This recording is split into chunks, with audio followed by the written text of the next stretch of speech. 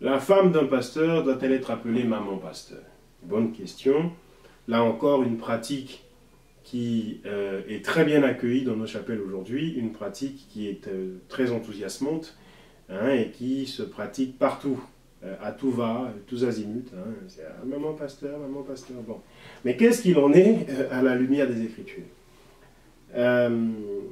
Quand on prend le livre de Marc, le témoignage de Marc à l'Évangile, chapitre 7, verset 8, et également quand on prend, bon déjà donc dans le livre déjà de Marc 7, 8, on peut voir par là que le Seigneur dit « Vous abandonnez le commandement de Dieu et vous suivez la tradition des hommes. » Vous abandonnez le commandement de Dieu et vous suivez la tradition des hommes.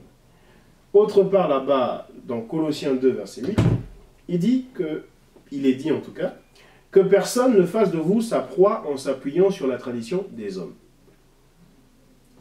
Il faut que vous preniez conscience d'une chose, bien-aimés sœurs et bien-aimés frères dans le Seigneur, c'est que plusieurs pratiques, plusieurs enseignements, plusieurs choses se sont introduites insidieusement dans l'Église, alors que ce sont des pratiques étrangères, alors que ce sont des pratiques qui n'ont pas toujours été dans l'Église, en tout cas qui ne figuraient pas dans l'Église, que j'ai dite dans un volet précédent, l'Église alpha, l'Église primitive, l'Église des apôtres. Ces choses-là ne figuraient pas.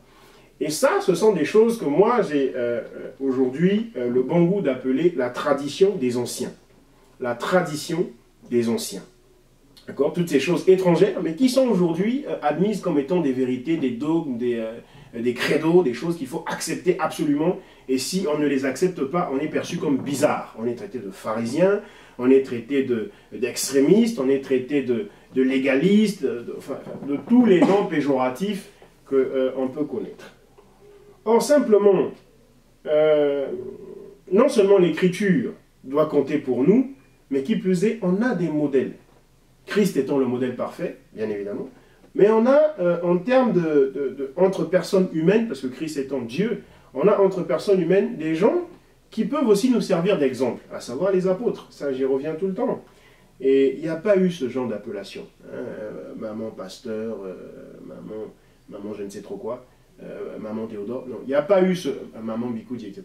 Il n'y a pas eu ce genre d'expression dans l'église alpha. C'est une tradition, c'est une nouveauté, hein, que quelques anciens avant nous ont enseigné, et depuis, ont pratiqué en tout cas, et depuis tout le monde veut faire pareil, hein, par un effet de mimétisme, par un effet de, comme on disait quand on était encore enfant, hein, voilà, tout le monde veut faire du copiage, c'est comme ça que l'on parlait quand on était enfant.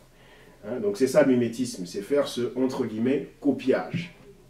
Et c'est malheureux, parce que ça nous entraîne dans bien des soucis, dans bien des tracas, et même dans bien des tourments.